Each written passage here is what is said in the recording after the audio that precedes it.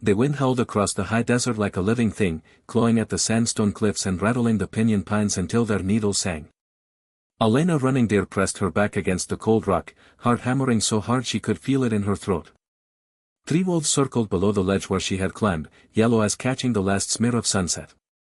She was 16, small for her age, and the bow she had carried since dawn now lay shattered 20 feet away. One arrow left in her quiver. One chance. She knocked it with shaking fingers. The lead wolf, a big gray scar across the muzzle, took a deliberate step forward. Elena drew the string to her cheek. The bow creaked. The wolf lunged. A gunshot cracked the dusk. The gray dropped mid-leap, rolling in the dust. The other 2 scattered into the shadows as another shot followed, deliberate, unurried. Elena's breath caught. A man on a paint horse stood silhouetted against the crimson sky, rifle still smoking. Dust swirled around the horse's hooves. He wore a battered Stetson and a sheepskin coat gun silver at the seams. You hurt? His voice was low, steady, the kind of voice that carried across cattle drives and canyon echoes. Elena lowered her bow. Breathe told her to stand tall, but her legs shook too hard. No. He swung down, boots hitting the ground with the soft finality of someone who had done it 10,000 times. Up close she saw the lines etched around his eyes, the gray in his stubble. It couldn't they have been more than 30, but the desert aged men differently. Name is Caleb Walsh, he said, tipping his hat just enough to be polite. Those wolves been trailing me 2 days.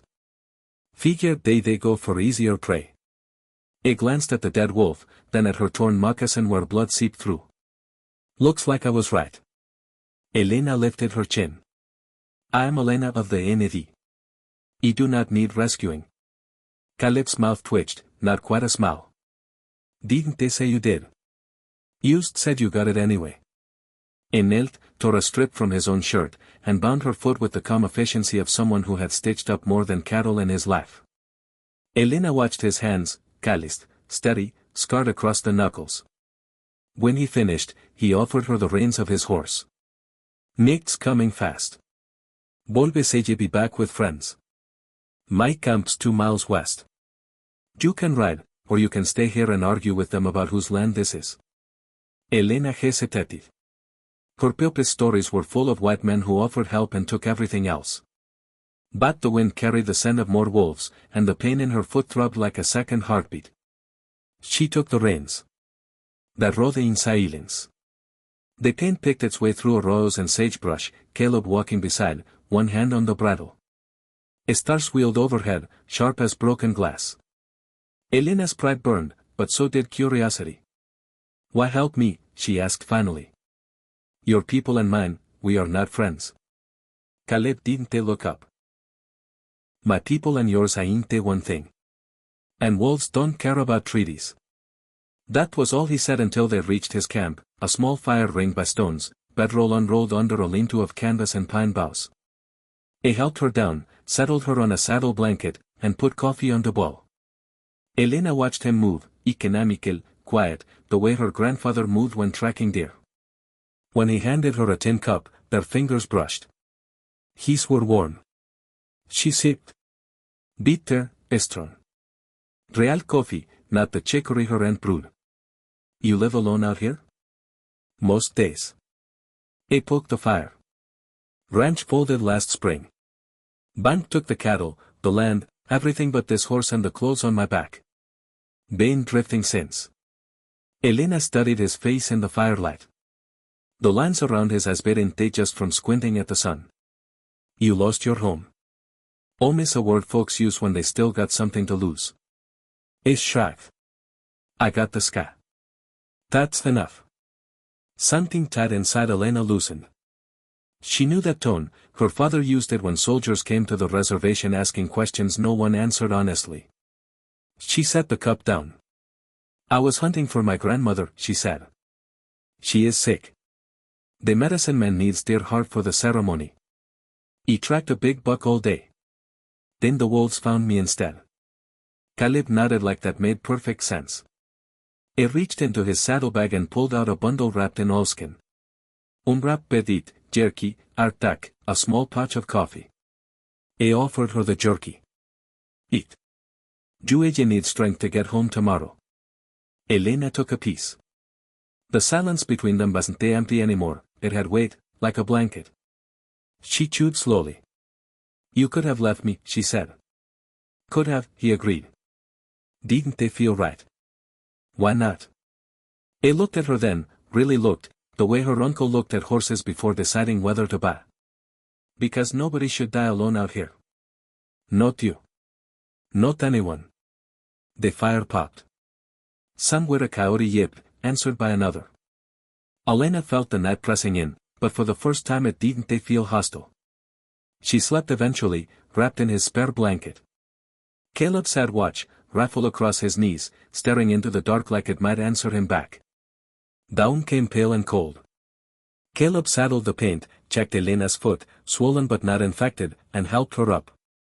He walked again, leading the horse east toward the mountains where smoke from cook fires rose thin and gray against the pines. Halfway there, Elena saw tracks, moccasin prints, heading the same direction. Her heart lurched. My brother, she whispered. He must have come looking when I didn't return. Caleb's jaw tightened. He quickened the pace. They crested a ridge and saw him, Thomas, 14 and furious, but ready, face streaked with worry and lack of sleep. When he spotted Elena, relief flooded his features, then suspicion when he saw Caleb. Get away from my sister, Thomas shouted in Apache, arrow half-drawn. Elena slid from the horse before Caleb could stop her, limping forward. Thomas, no. He said me. Thomas's eyes flicked from her bandaged foot to Caleb's rifle to the dead wolf Caleb had dragged behind the horse as proof. Something shifted in his expression, slow, reluctant. Caleb raised both hands, empty. Just bringing her home, son. No trouble. Thomas lowered the bow a fraction. Behind him, more figures appeared, elders, women, children. Word had spread. The whole camp turned out. Elena's grandmother sat on a woven mat outside the wickiup, face lined like old cedar, eyes sharp despite the fever. She took in the scene without a word. Elena knelt. Grandmother, I failed. No, dear heart. The old woman touched Elena's cheek. You came back breathing. That is enough. Then her gaze moved to Caleb, still standing at the edge of the clearing, hat in his hands. The camp fell silent. Caleb cleared his throat. Ma'am. Your granddaughter's brave as any soldier I ever met. Used thought she ought to get home safe. Grandmother studied him for a long moment. Then she spoke in slow, careful English. You are welcome at our fire, cowboy. The invitation hung in the air like smoke. Caleb looked surprised, like he hadn't expected even that much. Children tugged at his coat, curious. An old man offered him coffee in a tin cup painted with blue flowers. Someone pressed fry bread into his hands. Caleb ate standing up, awkward but trying. Elena watched from beside her grandmother. Something had cracked open inside her chest, something she didn't have a name for yet. Days turned into weeks. Caleb meant to leave after one night, but grandmother's fever broke the morning after the healing ceremony, and the medicine men said the spirits were pleased with the cowboy's respect. Caleb found himself repairing corrals, shoeing horses, teaching the boys how to throw a lasso. The Apache boys taught him how to track by broken twigs and the smell of crushed sage. He still slept outside, under his lean-to, but every evening he ate with Elena's family. Thomas stopped glaring. Grandmother began calling him grandson when she thought he couldn't hear. One night, frost silvered the grass and the first snow dusted the mountain peaks. Caleb sat sharpening a knife by the fire. Elena brought him a bowl of stew and sat beside him. You do not have to stay, she said quietly. Winter is hard here. I know hard winters. He didn't look up from the blade. Been through a few. She poked the fire. My people, we remember kindness. But we also remember broken promises. Caleb set the knife down. I ain't promising anything, Elena. Used. He got nowhere better to be. And here feels, he stopped, searching for the word. Right. Elena's heart did something complicated. She was 16, and the world was big and dangerous and beautiful. She had seen this man kill to save her life, then sit patiently while children braided his hair with eagle feathers. She had watched him cry, quiet, shoulders shaking, when grandmother sang the old songs about the mountain spirits and he realized some hurts didn't they have words in any language. She reached out and touched the back of his hand. Then stay. Snow fell the next day, soft and steady. The camp moved to winter grounds lower in the valley. Caleb helped raise new wickiups, his big hands surprisingly gentle with willow saplings. Children rode on his shoulders. Old women teased him about needing a wife. He laughed, embarrassed, and glanced at Elena when he thought no one noticed. Spring came early that year. The cottonwoods budded green along the river. One afternoon Elena found Caleb at the corral, watching the wild horses her uncle had caught. The paint stood nearby, ears flicking. I could break one for you, Caleb offered. If you want your own mount. Elena leaned on the fence. I already have one. She nodded toward the paint. He carried me home. Caleb smiled, small and real. Is getting old. Deserves retirement. They stood in silence, listening to the horses snort and the river rush. Elena took a breath. Caleb. It turned. She stepped closer, close enough to see the flecks of gold in his eyes. When the wolves came, I thought I would die. Then you came. And I thought, maybe death is not the worst thing. Being alone is worse. Caleb's face softened. I do not want you to be alone anymore, she said. He started to speak, but she held up a hand. I know I am young. I know the world is complicated. But grandmother says the spirits put people in each other's paths for a reason.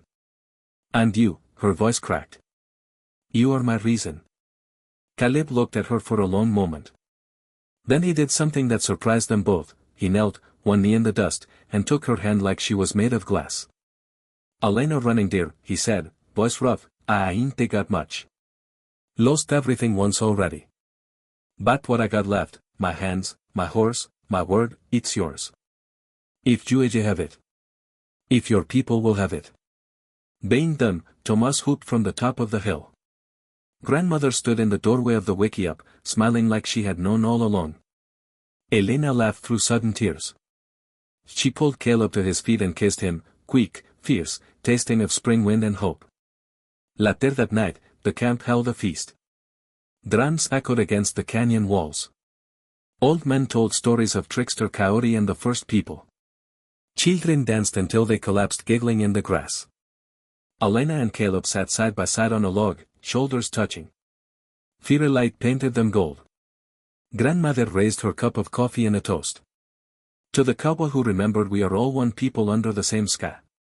Everyone drank. Caleb's eyes shone.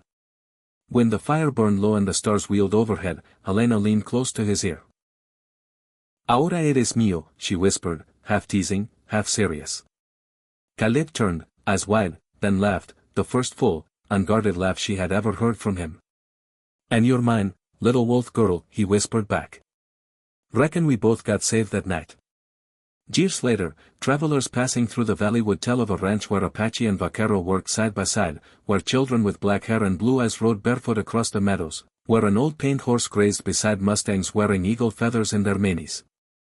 They would tell of a woman with a scar on her foot who could outride any man, and a quiet cowboy who never raised his voice but could gentle the wildest colt with a whisper. And if you asked how it all began, the children would roll their eyes and say, Grandma Elena was attacked by wolves, and Grandpa Caleb shot them, and then she claimed him. Then. But the old ones would smile and add, no, mijo. That was only the beginning. Because sometimes the desert tries to kill you, and sometimes a stranger risks everything to pull you back from the edge. And if you're lucky, really lucky, you look up from the dust and realize the hand reaching for you is the one you were meant to hold for the rest of your life. Kindness, it turns out, is the oldest magic. It crosses borders, languages, histories.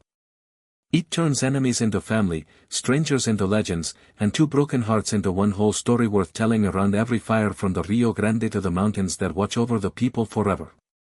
And under those same stars, Elena and Caleb grew old together, teaching their grandchildren to listen to the wind, to respect the wolf and the horse alike, and to never, ever walk past someone in need.